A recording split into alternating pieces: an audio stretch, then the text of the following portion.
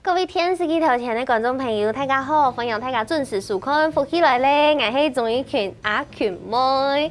今日阿群妹愛帶大家來分享一個當久無聽到嘅詞誒，按到花筒。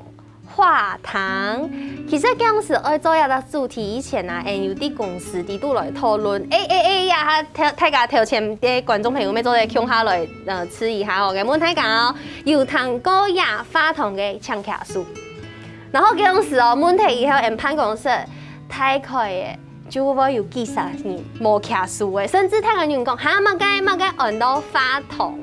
古時候花筒其實係一個當老頭擺嘅一個傳統嘅技藝。古時候今日節目當中就會來同大家來分享一項技術咯，會失傳嘅哦。細細嘅來分享，今日節目都有請到位來賓來分享，陳文彬先生分享。大家好，我係陳文彬，同歡喜今日來到呢片。好，分享陳文彬先生來到節目當中同大家來分享哦，就像我剛剛講嘅。化糖也係講糖化，也項技術，已經係最種愛好誒。我看到唯一擺看到佢係啲宜蘭嘅這個傳藝中心，我有看到咁樣嘅技術。啊，唔過啲我嘅日常生活當中，比如講可能有他年紀下大嘅姐姐啊，同人講，我小時候去逛夜市會看到啊，佢係唔係我嘅記憶咧？故說也項技術，就真係係會失傳嘅吼。快失傳了。這個記憶在台灣，大概我自己預估哈，可能在20年之後，可能就會失傳了。20年。對。哇。所以我大概在8年前的時候開始，就是去這個嘉義旅遊的時候，看到，這個跟這個家人哈到嘉義旅遊。也是去類似老街。對，在一個公園哈，看到這個有一個師傅在化糖，哇，覺得很特別哈，很驚豔，因為其實。我在那個之前其實也沒看過，現場看過哈，就是在這個電視上有看過，所以那我當時也已經學畫畫，大概有將近10年的時間，好，即使學了10年時間的畫畫哈，現場看到這個化糖，其實還是覺得蠻震撼的，就是哇，竟然可以有人用這個糖來作畫，而且可以畫得這麼漂亮，而且就像頭前有看到嘅呀，很可愛的2隻糖畫，它是一隻是吉他，一隻是蝴蝶，對。很漂亮，因為它閃耀着那個琥珀色的光芒，然後給桶啊有一些的小氣泡在裡面，看起來就像亮粉一樣的感覺。對，然後光一照下去又很透，是它就像一個很漂亮的藝術品的感覺，就有點像琉璃的感覺。對，所以你那個時候看到也是這樣子的心情。對，那時候哈，在這個陽光下的這個化糖啊，其實是非常的璀璨，這個散發出這種金黃色，然後最主要是它有一個很香的氣味。會讓你覺得哇很着迷這樣，所以我回去之後才開始覺得說哇，這個東西讓我一直記憶很深刻。當然我們那時候還在上班哈，還在這個製造業當工程師。對。所以就常常想起這件事情。那當然沒有特別要怎麼樣哈，但是就到有一天就突然間就想說，這個想到這個化糖這個東西，有沒有辦法自己來試看看這樣？就是新竹科學園區的工程師發揮起這個實驗的科學精神，古時候就可以是想講，我係唔係做得自己來試看吶？對，所以一開始的時候就買了一些自己想象啦，因為其實也沒有師傅可以拜師啦，哈。那就買了一些這個砂糖，網絡上找得到嗎？資料不多，我後來跑去這個我們的這個圖書館去找資料，也都沒有，只有寫一行。好認真哦！化糖這件事情就寫一行，就是說這個書上面寫說，化糖是這個傳統的技藝，那在廟會常常會看到，就這樣沒了，就這樣。然後怎麼做什麼內容都沒有這樣，所以我都靠我自己的想象了哈，就說當時在看到的時候，他就把糖融完之後，然後就。用這個竹棒子哈，然後沾了糖之後，在這個銅板上面開始作畫這樣。那我想說，那我就先來煮糖這樣。好，結果就把這個砂糖跟着水就融合在一起啊，也不知道比例啦，好，因為就不懂嘛，哈，就亂煮這樣。哇，結果第一次煮的時候就反殺了，好，因為不懂。我知道，因為我沒有 Q 用嘅經驗，我想我煮焦糖，我想做焦糖布丁，因為我也是廚娘來着啦，所以就是我做布丁，我想要做焦糖，我就拿桶不用多煲給底度啊煮。煮裝感覺我要趕快讓它乾啊，因為它會融化嘛。融化，我希望它趕快焦嘛，所以我就緊拉緊，然後就像老師剛剛說的，對，就變成像沙子一樣。所以我其實在做煮糖還沒到化糖的階段，其實煮糖就經歷了很多的算失敗跟挫折。因為其實煮了你想要化嘛，但其实你在前面这个阶段就全部都失败啦，所以我这个失败的东西当然也不会把它直接倒掉了哈，就是说一样把它倒在这个板子上面哈，就是丑丑的可能一块一块的嘛，但是还是可以吃哈，还是可以吃。所以我前期啊做了很多这个失败的糖，然后就自己也吃不完啊，其实也吃到怕，所以后来就给小朋友吃哈，那后来也给邻居吃，所以邻居就很开心啊，知道说哇我也闻到味道，邻居知道我在煮糖，然后就在外面等这样哈，那我就拿出去给小朋友吃。可是这个失败的频率越来越高，越来越久，这么难，越来越多糖了哈，所以就后来就邻居看到之后就看到我开门就冲了，就跑了。他们因为真的吃到怕了，就是陈老师开门的，赶快关起来。我不要来吃，因为真的吃到怕。那我邻居也笑我说，哇，这个我们这边的这个菜渣桶，我们都把这个糖最后丢到菜渣桶去，因为吃不完哈。结果他就说，哇，你这个糖可能害我们养的猪都可能得到糖尿病这样子。姑嫂，你生涯美懂救，因为是全部都是自学，是生涯美按救按多拜。这大概实验了多长一段时间？哦，将近试了大概有2、3个月时间哦，光煮糖就是2、3个月时间。光煮糖，对，因为其实要做到这样子的程度，它一定会煮到按用懂优，对，很滑顺，对，才有办法做到按讲给化糖作品。对，就是说它的这个煮糖的这个结果哈，这个温度啊哈，跟这个颜色的这个状态，其实是很讲究的哈。你如果煮的像你煮过焦糖哦，到那个程度来画是不行的，那个整个会像黑掉的东西，是，所以不太一样。那我在做这个煮糖的时候，就是因为前面这么多失败哈，那我有一次在这个工作的时候，因为我在上班的时候是这个在制造业当工程师哈，那常常都在做实验。那我们做实验的时候，都会用到一些这个电脑的软体，是，就是说把一些不知道的东西哈，把它放在这软体里面，好，那最后它可以帮你画出一个曲线。等一下，我看到老师这边有工具，其实今天是要带阿 Q 妹来做糖化，对不对？那我们现在可以先把它加温。可以，好，我们先来加温一下哈。那这个大概也要有大概5分钟的时间。其实呀，毕竟嘿，刚刚老师有说到，因为老师头白黑工程师，故说已经有做过这个很多已经擅长做这样子的科技画面的这一方面的工作。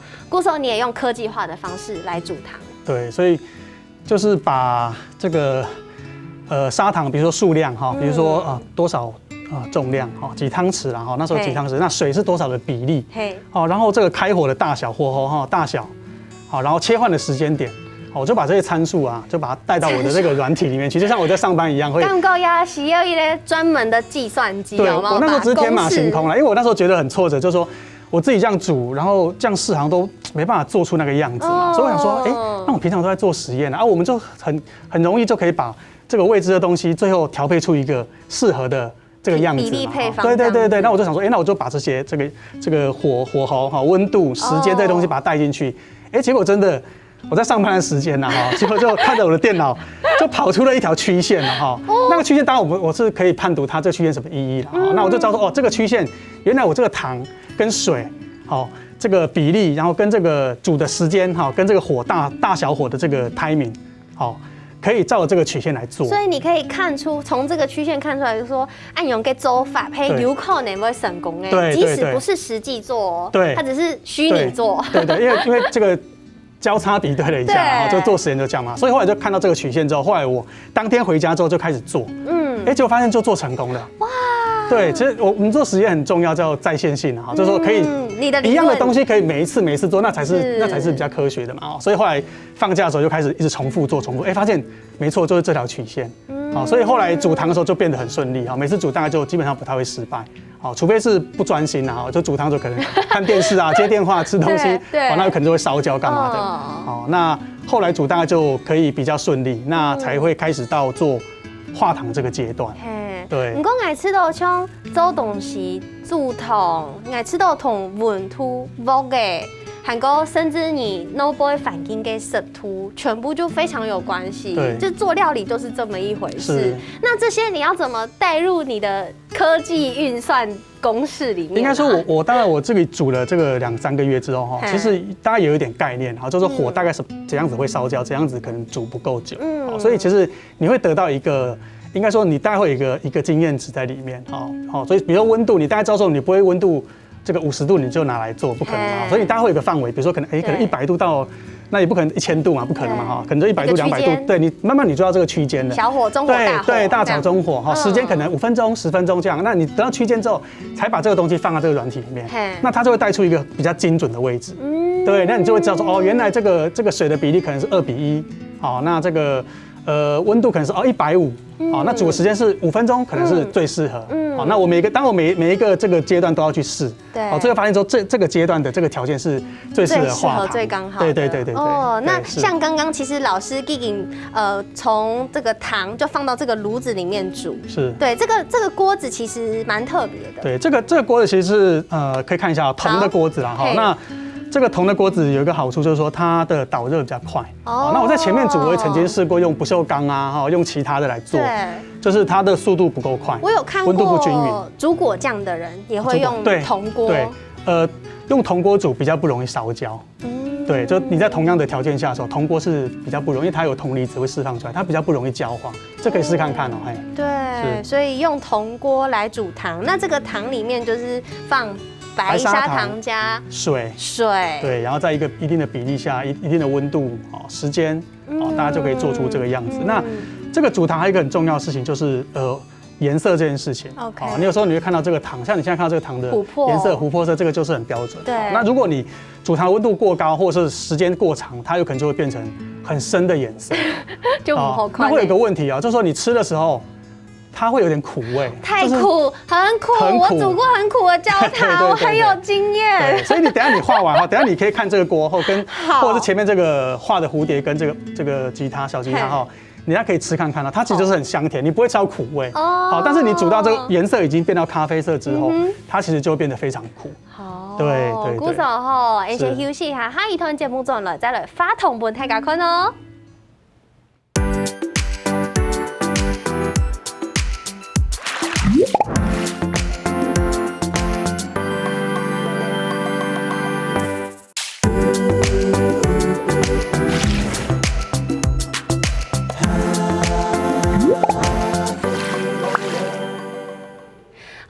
大家又轉到復起來咧，我係總一權阿權妹。今日節目當中同大家來分享一項當傳統嘅老技術，唔過又係一項藝術咯。我知道也按到同花，沒有人講花筒。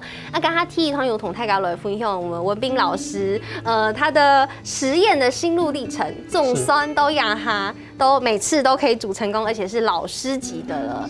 那讓他就愛因為現場有煮桶，讓他貴應該邊旁都會桶嘅香味，然後就會來吃呀，親傳統嘅化糖的方法，對不對？對，好。就會用一支湯匙來用，聽聽。對，就用這個湯匙來當這個。這樣化得出糖嗎？可以哦，好，來看一下哈，這個是剛剛一根一根的這個棒子哈，煮成這個糖漿了哈。那我現在畫，好，等一下主持人也跟着我一起畫了。好，老師先畫。來，我來畫一個比較簡單圖案哈。好，好，看好哦。好，好難的感覺哦。哇，手好穩哦。天哪，怎麼那麼難啊？完蛋了，俺吃到俺我怕。这样就完成，大概10秒时间。来，现在换你来试看看。好，来用这个汤匙也可以哈。就用这个汤匙。抓着哈。好，抓着哈。来，好紧张哦。对，然后慢慢的倒，试看看哈。要也有几刀哎。对，大概一半就可以了。一半。然后边边稍微这样刮一下。好紧张哦。好，来开始。哦，好大坨。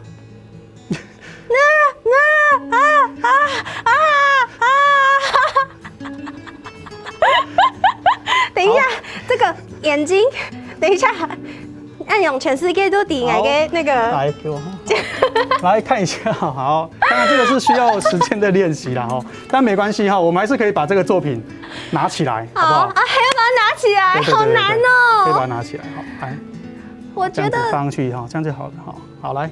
这边也是一样哈，你知道轻难给维持那个手的稳定度很困难。好，来小心哈。好，放上去就可以，然后帮它放正这样。好，放正。我们大概等个这个30秒1分钟哈，就可以把它按掉就走的。对，因为在冷气房里面啦，如果天气很热的话，当然可能时间会比较久，是它才会冷却。跟欣赏的做的人模一下呀。不用发筒给呀带下给贴的呀，它的这个材质也是特别选过的，对不对？对，这个是矽胶垫哈，那矽胶是可以耐到260度哈，那我们化糖温度大概在150、160，所以这个是没有问题。那底下会放一个这个铜板，铜板就是铜的板，就跟刚锅子一样，对，跟锅子一样，铜的，对，可以让它比较容易散热比较快。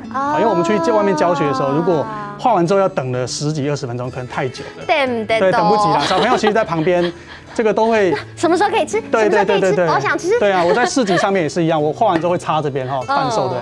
有一次发生就是小朋友就站在前面，他一直看，那时候还没戴口罩了他后来看，他忍不住了，舌头伸出去。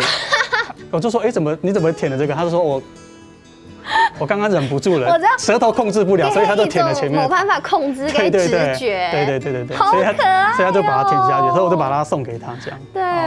好，我们现在看一下这个糖，这样子可以知道它已经干了没有，已经硬了没有。其实刀子下去的时候，如果它还没干的话，它会跟刀子连在一起。好，那你可以看一下。所以这样就干了。对，其实它已经刚刚那一大坨还温温的哦。刚刚那一大坨也已经干了哦，好可爱哦。会像这样子哈。那换我，换你对不对？好，我来把它插到前面，好不好？你看我们现在这样就有好几个作品哦。我想要怎么办？我的真的好丑哦。平平的、轻轻的缠起来哈，但是你至少这个结构是连在一起的了哈。好，还是我来，可以吗？我想挑战看看哈，慢慢的哈，慢一点哈，然后轻轻的推，对，轻轻的推。强强的按用送，然后有一些些的，然后给拆开了。但我这里遇到一个角，我是不是要从中间开始？对，因为前面的这个刀子前面是比较扁，所以你从前面来会比较好。对。然后等下你过去之后，再用横方向慢慢推。好。对，它基本上就可以拿起来。其实结构上是没问题的哈，虽然说看不出是画什么东西哈。看不出来吗？我觉得勉强看得出来。看得出来是吧？我们等下让大家来猜看看是画什么哈。古时按用就其实按用个花筒啊，佢唔但像迄一个做筒的听听。是。它其实真嘅係一門藝術成功，好棒哦！來，有吧？我覺得可以啦。可以啦。這個用湯匙要這樣畫，這個形狀出來其實就已經不容易了。怎麼辦？給七卡還是吃到很心虛，沒關係，我們還是把它插起來。對，看誰會買哪一位，看那邊贏哈。後來買一個花筒，所以像這樣子的畫糖，其實就係清傳統嘅畫糖的方式。這個其實是中國的傳統的畫糖。對。那但是在台灣的方式又有點不一樣哦。台灣的方式是用竹棒子，用補筆的方式。就是說它沾一點糖有點像我們寫毛筆的時候，我們沒辦法一次寫好，我們用補的方式。所以可以慢慢補出一個圖案。好，那我當時是看到這個中國的這個畫法，我覺得哇太厲害，用湯匙畫，不是用，一筆完成，它不用任何的器具啊，像你傳統的台灣的畫法，可能就是說用竹棒，還要加很多的這個銅板啊、刀子啊來畫線條、畫形狀啊、搓眼睛啊、魚鱗片的，那這個方式是直接用湯匙來用線條方式，所以有點不太一樣。台灣的比較傳統方式是用這個面狀的哈，你看以前傳統就整塊是餅狀的，它不是像這樣會鏤空。那像這個就是線條方式的。對耶。對，其實你回想一下，其實形式不太一樣。對。那不過欣賞你還有研發出一種很較新的創意的畫法。對，那我自己在這個市集跑了幾年之後，然後常常在像剛剛這樣子用湯匙畫的時候，大家都在旁邊看。那後來就有幾次，這個不管是家長或者是小朋友就會問說，這個老師可不可以讓我來畫看看這樣？就說讓他用湯匙來畫嘛。可是我那時候當然是沒有答應哈，因為這個你剛剛可以看到這個溫度其實非常高哈，那用湯匙的話其實是有一定的危險跟難度哈，其實是不太容易。故時候你就發明呢按用給這個叫做糖藝筆。那後來就是因為說太多，後來越來越多人這樣問啊，我就想到說，那我有沒有辦法，就是說不要用傳統的方式，因為這個方式就有點難度太高。對，好，有點難度太高。那我就是有一次就是說在想要怎麼去克服這個問題的時候，就看到小朋友在做這個。用熱熔槍來做勞作，我就看到那個樣子很像，對，熱熔膠，對，你看那個樣，其實你看這個有沒有像那個？拿夾起來，把它夾起來，對，我來放進去好了。好，對，我們把它放進去。然後你看這個，就是有點像熱熔膠那個膠條感覺嘛，對不對？所以我就拆了一支熱熔槍之後呢，我就把裡面的電路全部分解，然後看了一下，我就自己開始設計了一個電路。這個是你自己設計的？對，這個是我自己設計的哈，這個。你看這個木盒子啊，其實它是一個木頭的面紙盒，我把它當做主機。有，我發現了。對，然後就做一個溫控這樣子。對，它還可以溫控。你100周的不用記豆記，就是放兩隻，放兩隻。所以等下你看到它這個第2支已經大概溶掉的時候，就開始可以畫。然後它裡面已經完全包起來了，故從這個糖棒融化下去就不會滲出來。對，裡面是銅的棒子，有一個銅管子啊，哈，所以它插在這個上面，這支銅的這個像這樣子的糖棒啊，外面有在賣嗎？這個沒有啊，這個就是我自己做的哈。那因為我需要讓這個糖藝筆可以把糖放进去，所以必须要把它做成这个长的形状。哦，所以才必须。古总刚刚一开始用传统的风范，里面还用这个已经做加工好的糖棒，半成品糖棒。对，因为如果现场在煮糖，从白砂糖哈，像我之前这样煮，对，白砂糖加水这样煮，至少可能一锅要煮半小时。哦，那这个时间上关系，所以我就通常我去上课或者是去市集，我都会把它做成一盒。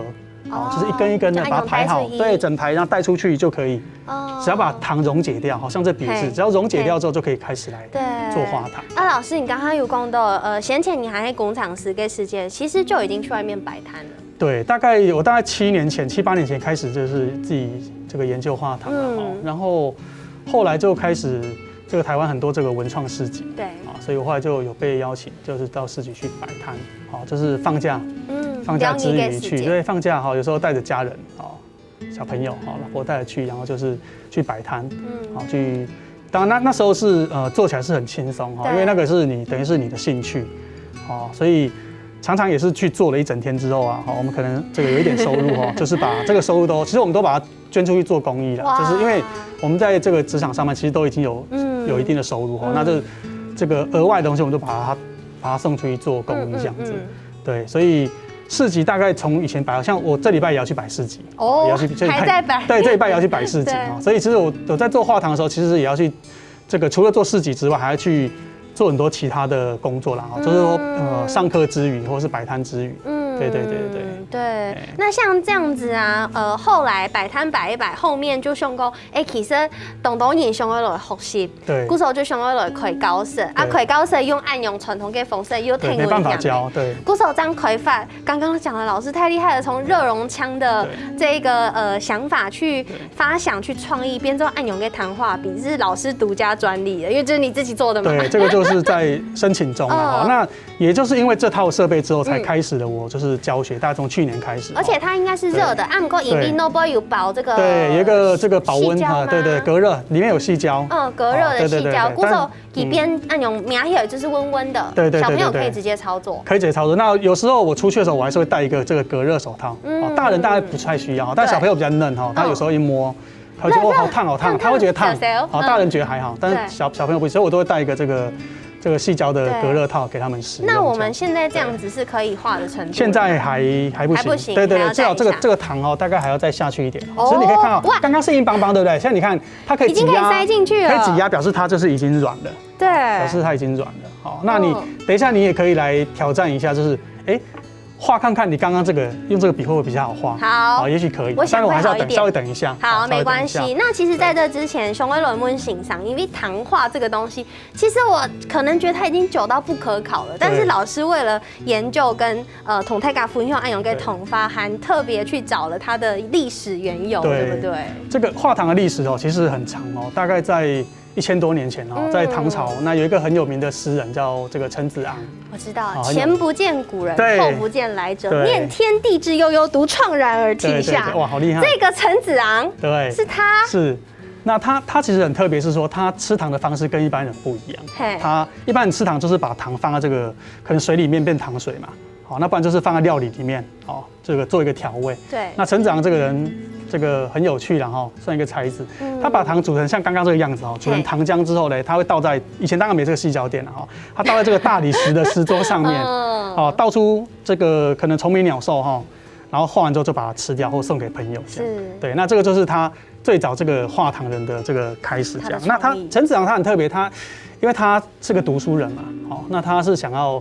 这个以前读书是为了求官，所以他就是有一次到这个京城去，这个要去考试的时候，就在这个客栈门口没事的时候就在那边画糖，就画了一些这样，结果有一天来了2个很特别的人，那这个人就是这个当今的太子，太子皇帝的小孩，但太子还很小这个是一个小朋友然后跟一个这个太监出来这样，结果就看到这个东西了，好，所以陈长就把这个糖画了一些之后呢，送给这个太子，被太子看上了，就吃得很开心，就回到宫里面去。好，回到宫里面去之后，就吃嘛，继续吃吃完之后发现糖没了也就小朋友这个糖吃完了还想再吃，就开始哭闹了，结果就开始大哭大闹了所以后来这个皇帝知道说哇，这个太子怎么出去玩回来之后就哭成这样，就把这个太监抓来问说因为我们在外面看到这个画糖人，觉得很有趣所以就就带回去吃得很开心这样。结果皇帝听到觉得怎么会有这个民间竟然有这个这么特别的东西这样，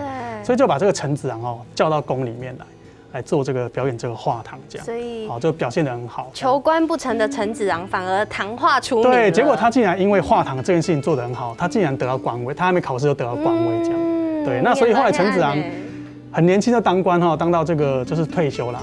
那他回到他的家乡四川之后，他就是很感念这个皇上就说我既然只是因为做个画堂，我就当官当一辈子这样所以回去之后就收了很多土地了所以从四川开始就一直传到各个省份去这样。那台湾大概是在差不多400年前的时候，从福建然后传到台湾来，所以早期台湾是有不少的这个画堂的。那一直到这20-30年来，这个因为现在的选择很多嘛这个糖有什么口香糖泡泡一大堆糖，所以这个东西也逐渐慢慢的在没落。那我也是因为这几年接触到这个画堂之后，才发现说原来台湾在做画堂的人已经不到10个人了非常的少。鼓手今日将同大家来分享这么创新的画堂还有很看精彩的内容，先休息一下，等下再转到节目当中哦。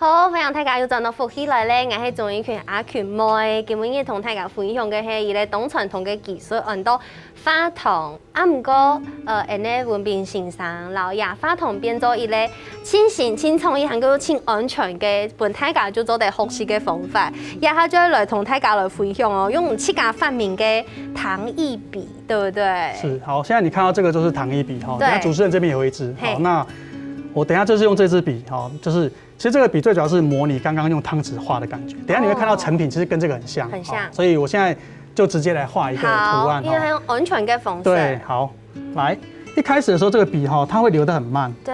所以不要急。我有時候去上課的時候，小朋友很急，為什麼？因為他很想趕快吃糖。對，所以拿到筆就哇，好像在以為是那個彩色筆就開始毛起來畫。要擠壓嗎？不用擠壓哈。它會自己流出來。對，因為這個機器我已經設定好這個溫度，所以它一開始你會覺得它好像好慢對不對？好，可是它其實會越來越快。流的速度會很穩定的。對，所以你看我現在這個樣子，是不是跟我剛剛用湯匙畫其實很像？好，那這樣子一般人就可以體驗到這個畫糖的這個樂趣，有沒有？你看，至少這個螺旋現在還是很像。還是要慢慢來，對不對？因為如果太快，它就會太細。對，像我去上課的時候，我都會跟學員講，就是說，你如果想要把它畫得好，你就讓速度變慢。而且速度變慢還有一個好處是，除了你的形狀很漂亮之外，你可以吃的糖會更多。為什麼？因為你停越慢之後，你的這個線條是不是越粗？對，所以你可以吃越多。所以一開始跟他們講，他們都不理我他們就是很快想把它畫完後來發現說，有人畫好慢，結果那個糖變好大，線條變很粗了可以吃更久之後，他們就開始我還是慢慢畫好了。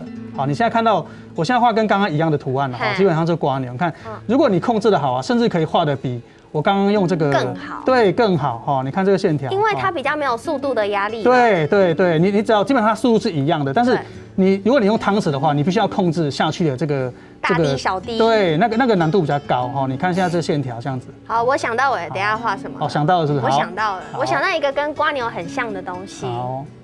好，你看現在就是已經快要完成是，對，好。其實這樣子就做得本太個懂安全嘅方式，就做得來發這樣子的畫糖。對，那我也要來畫嘍，不用急，對不對？對，不用急，輕輕抬起來，好，稍微等一下好，等它流出來。對，然後筆拿正一點，好，然後開始可以，對，可以開始畫輕輕碰，好，開始。我要來畫的是這個音符的記號。有沒有？也很像蝸牛。是。從老師剛剛的蝸牛，我得到的靈感。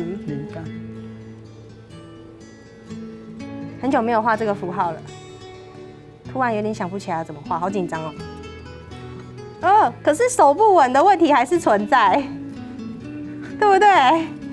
你沒辦法變成一個那個老師刮刀快被我推下去了，快被我的電線推下去了。好，漂亮。哇，好來，手會抖。對，等下你畫完之後呢，就直接移到旁邊墊子，然後筆頂着。好，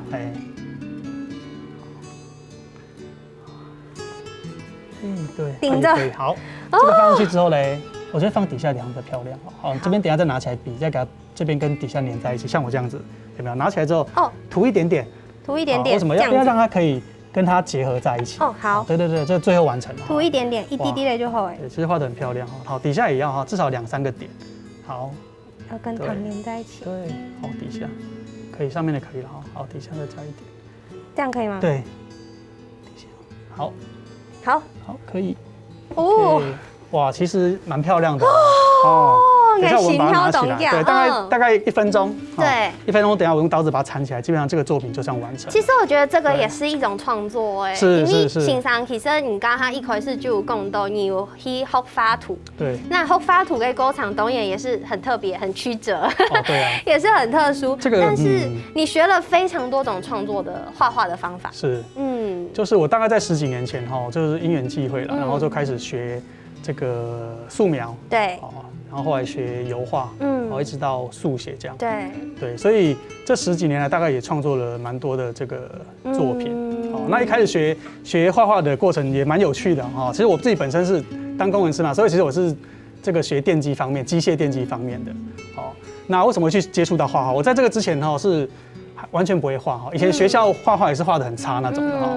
那这是因为我那个时候大概2004年，大概17年前的时候，那时候我的现在的老婆啦，就以前女朋友。那她那时候就是跟她的同事要去这个报社区大学跳韵律舞，女孩子想要让自己的身材比较好，对，好，所以就去这个社区大学报名。那因为那个地方在龙潭，就离我家有一段路，所以我就载他们2个人去报名这样。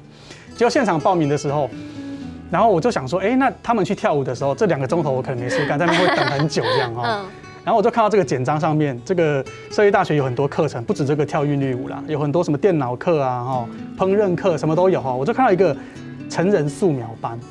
为什么要看这个？因为刚好这个时间点跟他们跳舞时间是一样的。肚肚后。对，他们跳舞我就不用在那边哭等嘛，那我就反正顺便学起来。对，就想说顺便学这样。结果这个报完之后，隔了1个礼拜之后，我的那时候的女朋友就收到这个通知说，因为人数太少，所以没有办法开成。那我在隔天收到通知说，所以反而是你的课下礼拜可以来开始学画画。所以老师，你学画同亚的谈话的歌唱，其实全部就等于相关，甚至你单枪你自己的绘画的视野被打开了，甚至还疗愈了你自己的身心。对我自己在这个职场上面大概将近20年的工程师的这经验里面其实这个是一个很高压的环境那我自己当然心里面觉得说这样日复一日的这种生活让我觉得很厌倦，然后也会很想要去做其他事情，可是就是有点像被绑住了，所以后来才就是做到最后是已经有点像生病了，身心不太平衡的状态之下大概有2次都是生病了这样，所以后来才决定说好，那也许我就不适合做这个行业，所以我就离开这个制造业那离开之后一开始也没有做这个虽然说前面在做画堂干嘛，但是其实离开之后没有做。那也跑去很多地方去工作，去农场工作，去工地也去做就想说做看看可以做什么这样。那最后是因为龙潭有一个美术老师他有一个空间，就问我说，你可不可以来这边教画堂？所以后来就因为这样子开始了画堂的课程。这一整年，对，离开安永嘅产业，韩国发本人有一种疗愈心情的感觉，然后甚至连之前可能有一点点生病的状态都把它解决了。对，故所今日客家意味路就會來同大家來分享一啲客家話很多7分拼3分腰。来，老师念一次。7分拼3分，你知道？对，意思就会讲好，不拼有动7分都会来自心理啊，药抢走的治疗3分嘅效果听听。故所提醒大家，係講有任何嘅呀針頭，聽說請到原因。老師就是找到原因，然後也找到最好的藥方了，就是我們的糖畫。對，那我們現在是不是可以趕快來把它纏起來？剛好用這個糖一筆畫的來，我先纏我的部分好。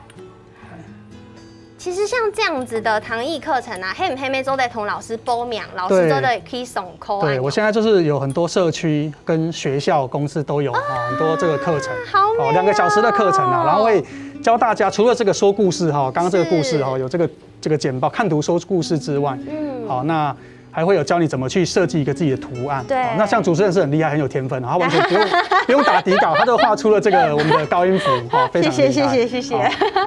好，鼓手今日什么先生来到节目当中哈，同大家来分享你嘅谈话的故事，还有你的谈话的作品，不一样，可能会在20年内小小嘅按样嘅技术，做得继续传承下去。对，谢谢老师今天跟我们分享故事。什么？为什么电视机头前观众朋友嘅舒康休息一下，等下来做运动哦。